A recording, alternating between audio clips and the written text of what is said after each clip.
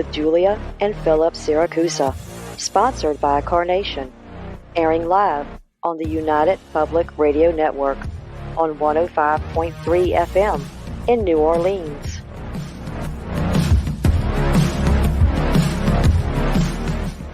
This show's entrance has been edited, produced, and directed by Gwen Clapper from Perfect Trust Productions, LLC. You can find us at perfecttrustproductions.com.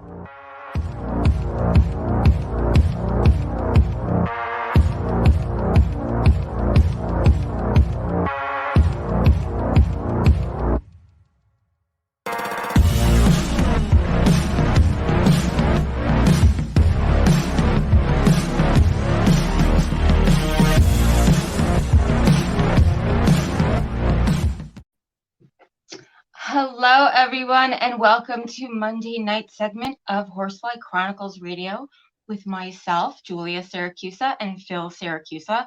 We're broadcasting live from the International Public Radio and the United Paranormal Radio Network on 105.3 FM from New Orleans. Tonight's show is fully sponsored by Carnation, so we want to thank them for their sponsorship. We love them. You'll have to do a few things in order to participate. Go over to the YouTube channel, UFO Paranormal Radio or International Public Radio. You can also go into all of the Facebook stations, UFO Paranormal Radio Network, UFO Undercover with Joe Montaldo, News on the Flip Side, Twitch, SoundCloud, Podbeam, and also go over to our group, Horsefly Chronicles Radio, and join in if you haven't. And if you have any questions for our guest, please ask. So tonight, guys, we have an amazing guest. We're really, really excited to speak with. So please welcome Elly Molina to the show. Elly is a highly recognized educator. She holds a master's degree from NYU and has been educating for 4 decades. She's appeared on network TV discussing intuitive development in children. She's also the founder of PSI Kids and co-founded a private school for children where children learn to use more of their minds in a very different manner. She's also written many books, and you can find them all on Amazon.com. So please, let's welcome her to the show. Welcome. Yay. Thank you. Thank you, Julia and Philip, for having me here tonight. It's such an honor. I'm very excited to be here. Thank you. Thank you so much. Yeah, you have a different thing going on here that we've never interviewed anyone with these abilities as far as I'm excited. The forks and spoons, and I'm really intrigued. Oh, we have a lot of questions. Yeah. So, I actually knew somebody back in the day that can do that. Really? I'll get into that later on the show, but let's get into the story. Uri Geller can do it. He's in his 70s. Uri Geller, and he does spoon bending. That made him famous back in the day. And he's got a whole museum right now in near Tel Aviv, Israel. It's the Uri Geller Museum of Spoon Bending, and all of his artifacts are there. It's very fascinating. Wow. That's amazing. Yeah. I would love to do that. Yes. So, Elly, take us to the beginning of your story. What made you form PSI Kids? And, did anything happen to you in your childhood that made you really want to focus your life helping children and adults? Yeah, of course. Usually it starts out that we have some sort of childhood experience. This is my belief. And when we're kids, we make these decisions to do something. And I was a highly intuitive child and psychic. And I didn't know I was psychic because I didn't know there was a word for it. But I had dreams, and I had very unusual dreams when I think about them. And I remember them even. They were so vivid. And one of the dreams that I do recall, I remember many dreams, but there was one in particular when I was maybe 5 or 6, I can't really say how old I was, where a friend of ours, a friend of my parents, had passed, and I was walking with her and I was holding her hand, and I asked her, I said, how come I can see you? You're dead. And then I don't know exactly what her terms were when, again, because I was little, but basically what it came down to was that the dead walk among the living and only few can see us. And that's what she told me. And it was like, oh, wow, this kind of, now when I look back, it was like, that's a lot for like a 6-year-old to take in and understand. But it registered and I recalled and I remembered that. And then when I was, again, 5, 6 years old, I think it was 5 for this one, we had this huge painting in our home and it fell off the wall. And I looked at my father and mother and I said, oh, Mr. Robertson died. And then it turned out that Mr. Robertson passed away when at the time that the painting fell off the wall. Because I mean, this painting would have never fallen off. My parents just looked at me. I was like, okay. And I think about these things now. When I was in kindergarten, my Halloween costume was a fortune teller outfit. I mean, that's what I selected for myself. So one thing led to another. And by the time I was 10, and this goes back, I grew up in the 60s, and by the time it was 1963, I was 10 years old already. And my parents got me a black and white television set, which I kept in my room, obviously. And they didn't have any problems with me watching, I don't know if you know these shows, One Step Beyond, The Twilight Zone, Alfred Hitchcock. So that was my, go to bedtime TV. And as far as I was concerned, it was all real. That was just total reality. And it just one thing led to another. By the time I was 12, my mom gave me an astrology book and said, here, go read. And I started, back in the day, we had to cast our own charts using ephemerises. Everything was by hand. There was no internet. So I started casting charts.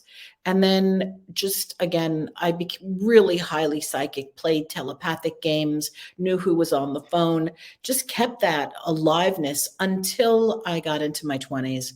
And then it wasn't cool to be psychic or to have these abilities. So I would suppress them, ignore them. And then by the time I was in my 30s, early 30s, it was like, I just can't do this anymore. I called myself a closet psychic. So here I was an educator during the day. I was teaching school, coming home, doing psychic readings.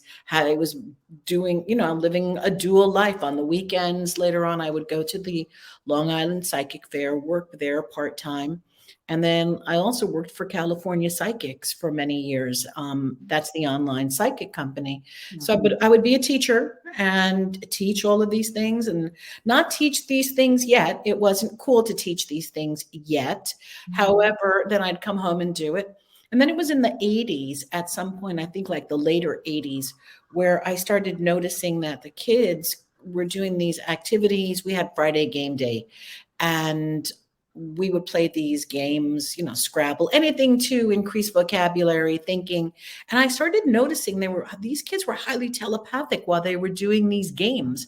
So I started switching the games and started playing a few more telepathic games as opposed to just language games, kind of, played a little bit like that, but didn't do anything with it until 2005. That's really where I, said, okay, we can take all of this out of the closet now and start using it. And that was when The Secret came out and What the Bleep. So I figured if those movies are out, then I can start doing this with children. So I did.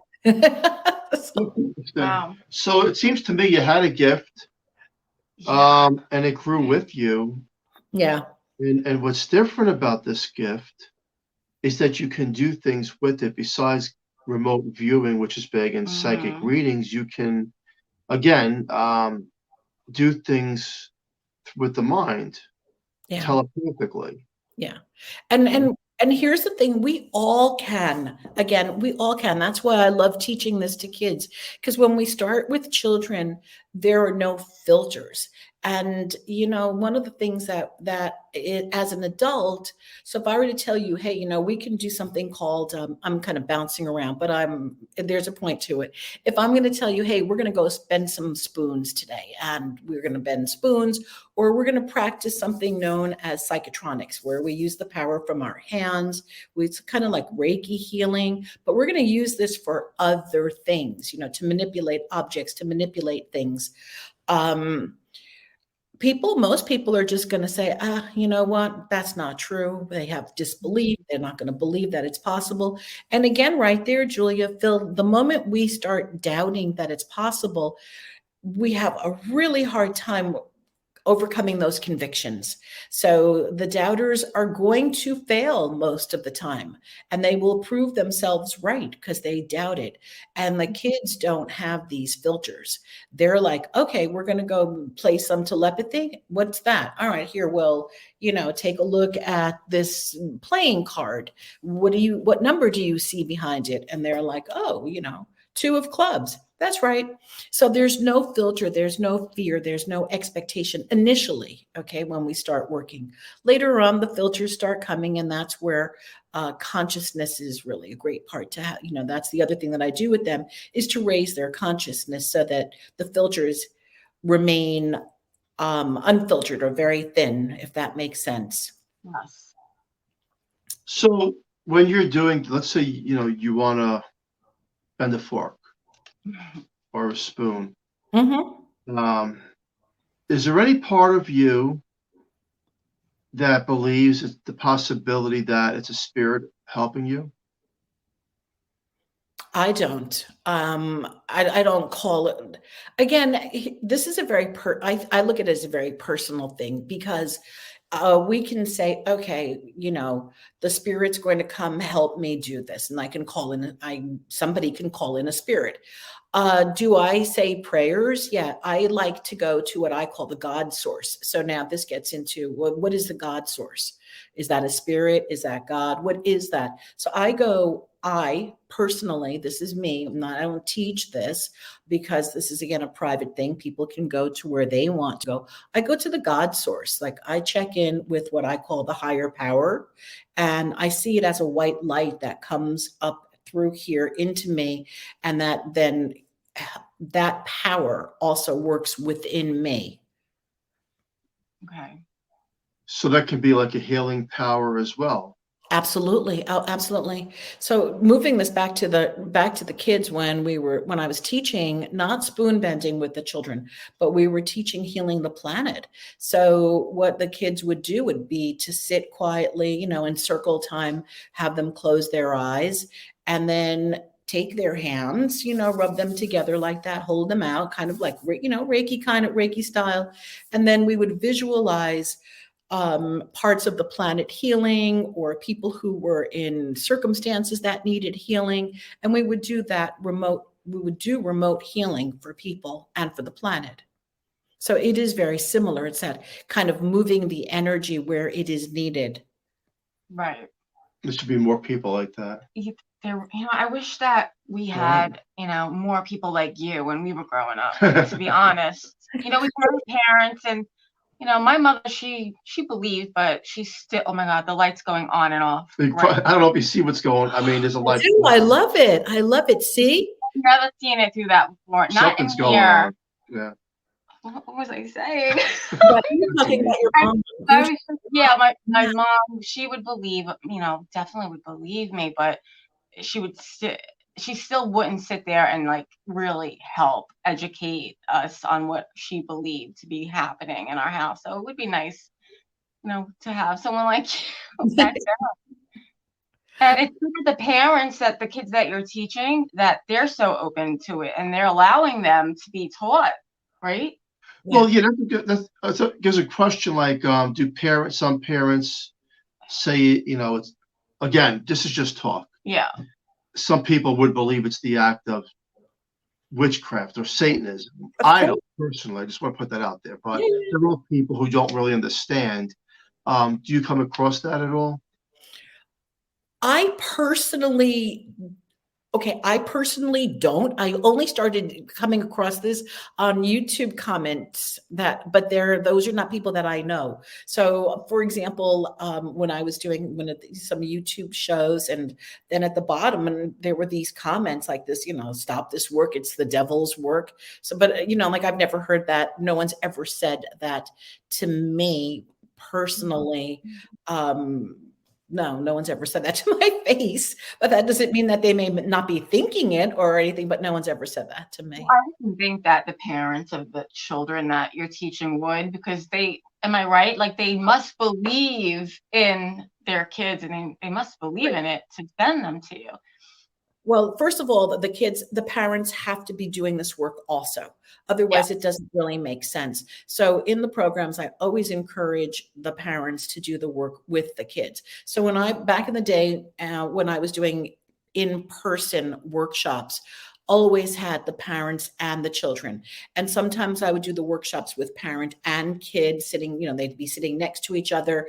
Or then sometimes I would put the parents like as an audience where they could participate from a distance so that they wouldn't be directing their child. Because, parents have a tendency to helicopter their kids and want their kids to get and they want their kids to get it right if we're doing these activities. And that's where the parents have to take a back seat on that one. So or they have to do it themselves, and which is what I discovered would be best, that the parents go sit in the back and do the work there by themselves, and their kids can sit up closer and do the work with me. And that worked nicely.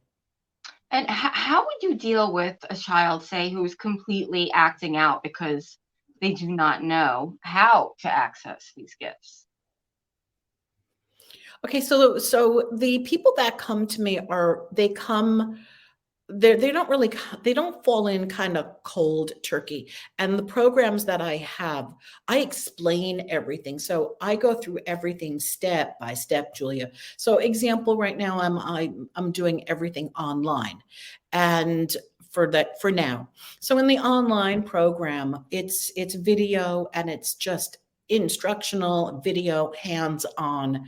And so everything is explained. So basically, there's nothing to I'm not going to say there's nothing to act out over, because it's really very it's very educational. It's all instructional. So, and the other thing, I'm going to circle around. One of the things that I teach awareness. I teach controlling the body. That's my first lesson. So before I even begin doing any work, we learn how to, I call it tucking away your body, and learning how to take your awareness and your concentration and your focus to bring it to a certain point in time, in space.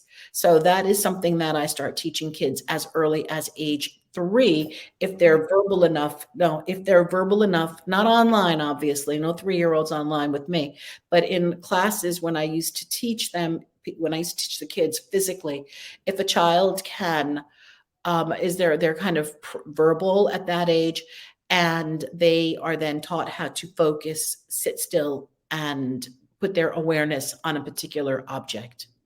Okay. Mm-hmm. Put their awareness on a particular object. Mm-hmm. Mm-hmm. Makes sense. I like that. So I think it says you stop the fountain, or a fountain. Oh, you heard that? Yeah. So that was like one of my favorite stories. Again, that's using the psychotronic powers.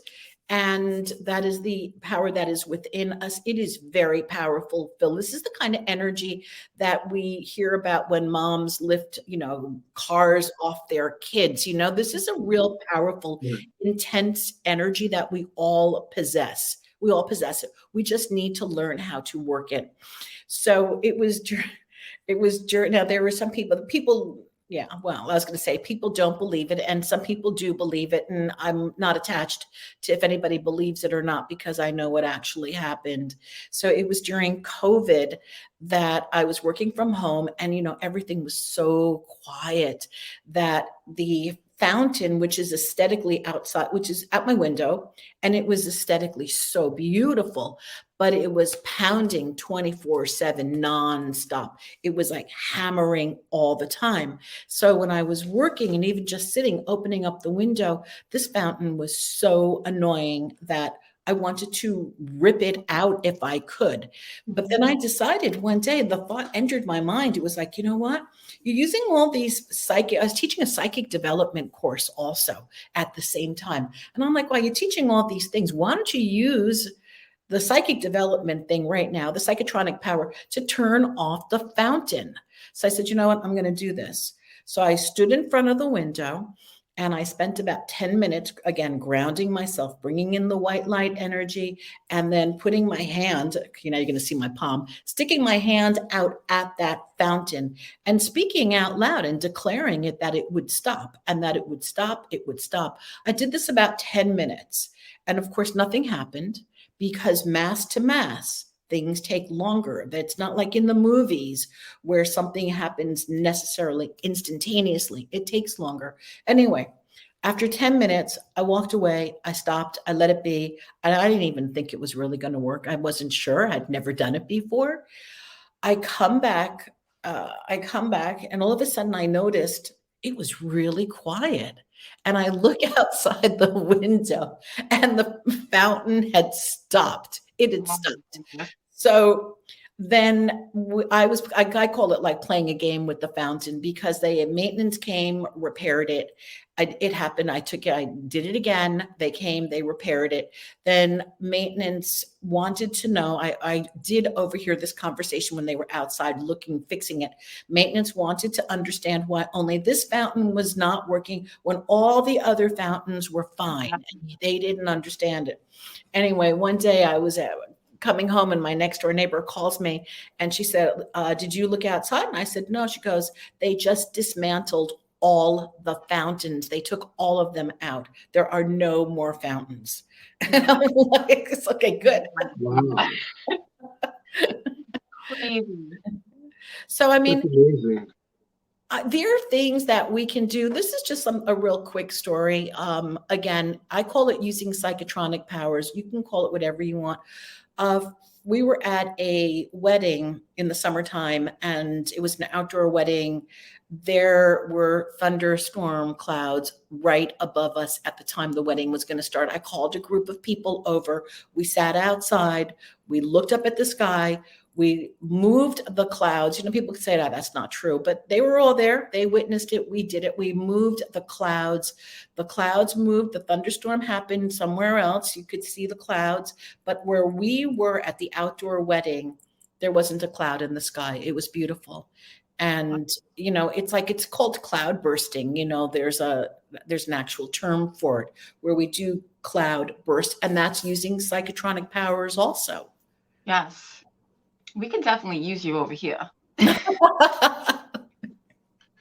That's an amazing ability. Yes. I'm kind of speechless about that. Well, again, people don't, I don't know. There are disbelievers. And then again, there are the people that I work with who have learned how to do this and are able to do this themselves, Phil. And can I call you Phil or Philip? Well, Phil's good. Yeah, sure. Oh, okay. All right. And, I teach this to my clients when I work with people one-on-one. And I do teach this to them also because many, people have things that they want to solve or manifest in their lives. And we all know that we can do affirmations till the cows come home, and that's not necessarily going to get what we need. But that's not necessarily going to make it happen. But when we start using our psychotronic powers, then all of a sudden that combined with affirmations starts to move things really quickly, easily. Amazing. There are amazing stories that have happened for my clients using their abilities, and this can be taught. Now, have these abilities been does anybody in your family have them? Does it go down, generation to generation? Not in my family. Okay. No. I do have something funny to say. So if I had your powers and your ability, I would pick the lottery numbers, and I'd be watching it live and making sure those numbers come out by watching it on television somehow. I don't know. Yeah, I knew you were going to say that. I have to say that. Well, there's a group of us that do work on that, okay? But there are so many factors. Again, with the lottery. I mean, I have a couple of clients who are steady not jackpot winners. I'm sorry, steady scratch off winners. All right. Mm-hmm. So, but they're working it, and they're actually working it. And yes, this is something that people work on all the time. Mm-hmm. Wow. No, I do believe in what you're talking about, because when I was 17, my friend's mom in Staten Island, New York, she was a psychic, and she used to work with detectives to help find the missing kids. And I remember being in her living room one time, and she says, "Watch this," and she had a fork. Yeah. And she's bending it. It took about 20 minutes, and then when I touched it, the fork was getting very warm. Yes. And then it started to bend. Mm-hmm. And that was like, that's impossible. Wow. I mean, it actually bent. And then it was a group of psychics at our home another time, and there was about 5 of them in the living room. They made the house shake, like the walls, the house was shaking like there was an earthquake. So these abilities that some people have are quite amazing. Can you see the other side? Like, do you see dead people? She does. Only in dreams. No, I don't know. I don't know. No. I mean, I've seen shadow people. All right. But for example, like if I were going, I'm not like the Long Island medium. Okay. If I were going shopping or something, it's like, oh, there's your Uncle Harry over here. He has a message for you. I'll do that. I don't have that. But when I'm doing a reading, I will see entities and people. But it's only when I have to go into the dark to see. I don't know if that makes any sense, but I need to go into the dark to see. So usually if I'm doing a session, I'll use those mind folds, or, I turn off my camera when I'm working on Zoom, and I just go into, I'll take a piece of paper like that, it's blank. And then by the time I'm done, it's all scribbled up with, story and notes and seeings. And that's how I work. And I do work in the dark most of the time, though. That's, where I do my work. From what I do know about telepathic is that it is passed down. So if there is nobody in your family that that has this gift. No, because I have a different interpretation of it, Julie. I believe that it's an inherited conversation. So it's learned. So meaning that I didn't learn it from anyone. I don't know where it came from. Maybe somebody else in the family had it, but nobody in my family spoke about it. Okay. Right. But now in my family, I make sure that my sons, I've got 3 sons, and one of them is 2 of them are highly telepathic. One of them loves tarot cards and runes and crystals and divination. And the other one is just super highly telepathic. Okay. So we'll be calling each other at the same time. So I do believe that this is an inherited conversation because they grew up with this. They saw me do it all the time. They see me talking about it all the time. So that therefore, because they have seen it, they're more open, especially my youngest son, who I took out to Washington with me, and put him in a school to teach him how to do telepathy and telekinesis and remote viewing and blindfolded archery. So he's, this is his thing, even though he has a regular job, but that's still his thing. Wow. That's amazing. Yeah. It's cool. We went to a Tony Robbins when I think he was about 16 or something, 15 or 16. And I said, oh, we're going to Tony Robbins. I said, and you're going to walk across a bed of hot coal. And he's like, I am. I said, yeah, you are. And so we did. Wow. So you said everyone has the hot coal. I've seen that before. So this can help people in the everyday life. From what you're saying, this power and these abilities, and you said we all have it. We just had to learn how to utilize it. Yeah. So then, is it possible to turn negative situations that we're dealing with in the lifespan to positive situations by using these abilities. Oh, absolutely. Yeah, absolutely. I believe that. Depends on what the situation is. I really, there are enough people believing that prayer. We know that prayer raises the consciousness of the planet. We know that collective prayer can heal people. So if this energy were now focused in such a way that we could start collectively we could make changes. We can alter certain things that happen on timelines. Absolutely. Okay. Yeah, that makes sense. And are there limitations to what you can do? I mean, we talked about the fountain, we talked about the spoon. Well, I haven't won the lottery yet, Philip. Okay. But are there any other things that you can do, like, or have done? Maybe turn the TV off. No, I don't even try. And here's the thing that this is what I've never even tried. There was a time where I was turning on flashlights, the LED flashlights. So we'd take a small LED flashlight, put it into the position, not that it's completely off so that it's really tight to turn, but just kind of off so that it's not quite on, but it's not quite off. It's kind of like that feeling in between, almost. Yes. And then I would leave that on my bedside table and then go into the alpha state and then command it to turn on. And then I did it. The first time I did it, I fell asleep, and then I fell asleep while I was in the alpha state, and then the light went on, and that was what woke me up. And then the second time I did it, it was just, I was staring at it and it just did it. And the third time I did it, I was just staring at it and turned on. And then comes the question, okay, this is all great phenomena, but so what? Okay, like, what am I going to do with this? I'm not going to start a class on turning on flashlights. I'm not going to start a spoon bending class.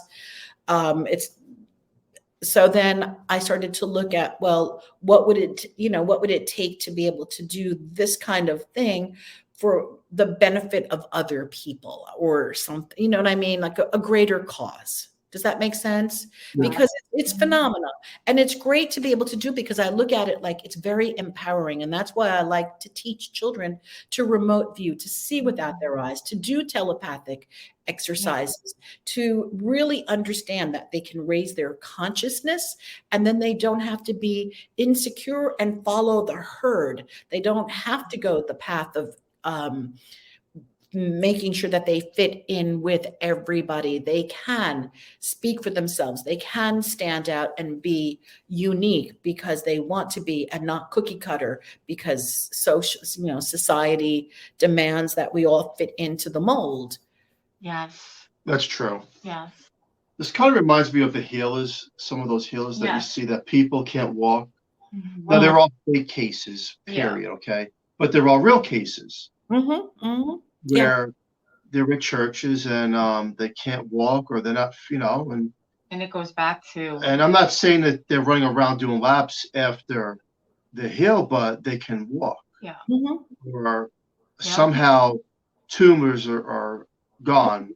Yeah. And that's a vibrational energy that the healer's putting out. How do we explain that? In some cases? There's the old, the old from the physician, heal thyself. The body can heal itself if we allow the body to heal itself. I mean, many, many years ago, I went to see a healer in New York. Actually, she was from the Bronx, and I went to see her in Brooklyn. And she claimed to have healing powers where people would come into the church, and then she would be one of those healers, and then, all right. But I have to tell you, I don't know if it was an act, and I don't know how real she was, but I did get onto the stage with her, and she took my hand and held my hand, and my hand was on fire. It was on fire. My hand was so hot that when I went home, because my mom was babysitting, I went home and I said to my mother, feel my hand and tell me this is not your imagination. It's not my imagination. And my mom took my hands and she said, oh my God, your hand is hot. And I said, and that was hours ago. Wow. It was just really cool. So I do believe that that particular, that I believe that that woman has healing powers, and that she can, I don't know what she can do with her healing powers, but for sure I'm convinced she has them. Mm-hmm. That's true. And I believe in that. So let's talk about remote viewing. Yes. All right. So for people, in case people don't know, remote viewing is the ability to see over time, distance, and space without the use of our eyes. So we there are different types of remote viewing, and I'm not going to go into all of them now, but there's, let's call it controlled remote viewing. Now, nobody has to be psychic to remote view. This is a skill that can be learned and can be taught and learned. So with the children, I do it differently than conventional remote viewing. Remote viewing, again, in the conventional manner, let's say controlled remote viewing, someone is given a target. These are usually coordinates. These are places or things. And then you get a number and you go into your alpha state, or whatever it is that you do to go see your target. And then people draw images and do amazing things with their minds. Okay. And with the children, what I like to do is we put on these blindfolds. These are blinders, so that it's totally in the dark. And then they are then asked to look into, sometimes I give them a treasure chest. There's a treasure chest that I have first that I show them. And then there's something in the treasure chest, and they get to take their consciousness and their awareness. And then we look in the treasure chest without their eyes, obviously. And then they draw what they see, and they do their best not to label it. And one of the stories that I enjoy telling a lot is that I was doing a psychic development class for adults. And I had on my screen, it was on Zoom, I had an image of a manila envelope. And inside, even though it was an image, right? Inside the envelope, there was supposed to be an object. Okay. I mean, we have to use our imagination, right? So we had just finished looking at the manila envelope, and the mom was drawing something, and her 5-year-old son does a walk by, and he looks at her and he goes, "What are you doing?" And she goes, "Well, I'm drawing what's in the envelope." He goes, "Oh, that's easy." And she goes, "Really?" And he sits down and he starts to draw an image. And he draws this character holding a sword, and he's wearing black, and his hair is black. And then he couldn't write yet. So he says to his mom, "It's power and dragons." And so later on, the mom shows me the image, and then I show her the image that I had on my screen, which was behind the manila envelope. Mine was Jon Snow, the character Game of Thrones, who was dressed all in black, holding a sword. And anybody who knows about Jon Snow knows that he does power and dragons. And here was this 5-year-old child who absolutely had a bullseye on that target. Wow. That's amazing. It was- Do you think that some of the magicians, such as David Blaine, they have these amazing gifts beyond magic? Do you think they have these abilities that they're using as well sometimes? I believe so. I think they have their tricks, and then they have their abilities. Absolutely. That's what I was thinking. Because some of the things that they do now, the magicians, are just mind blowing. Wild. Yeah. It goes what you're saying, the remote viewing, the telekinesis. Yes. Especially, I see on America's Got Talent. There's some people out there that are just Amazingly, they just blow you away with the techniques, talented. and Yeah. You have been seen on NBC, CBS, Fox, and ABC. What have you done for these? Oh, that was an interview. I don't know if you're familiar with Brian Tracy. Brian Tracy is, he was like, he's still alive, but you've heard of Bob Proctor, correct?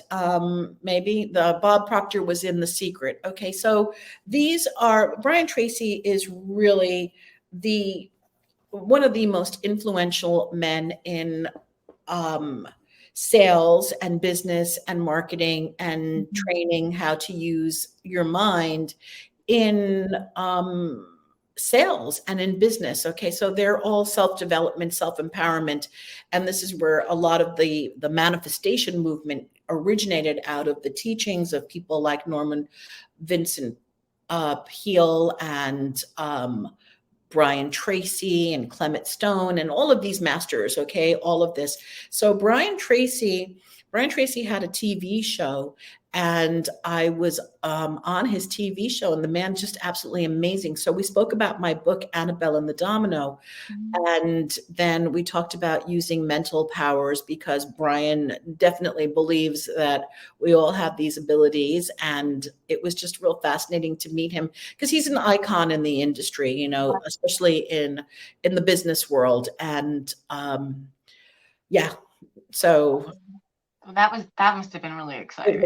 It was one of the it was close to one of the highlights of my life, also just being there with him, because he's and then the thing that I loved the most was that when Brian and I took some photos afterwards, you know, so it was like that kind of thing. After the interview, you get to take, you know, took a photo, and our photo was the only photo that had this blue aura all around it, around Brian and myself. It was spectacular. Mm-hmm. God, I love stories like that. Yeah, it was really great. You believe that the dead walk amongst us? Say that again. Do you believe that the dead, like walk those that are crossed over? I don't believe we don't die. I mean, that's my personal opinion. We call it death, but energy is not creating another strut, so we do go on to another existence. But do you think that they're here with us in this realm, or they can come and go to different realms? I think they come and go into different realms. I really do.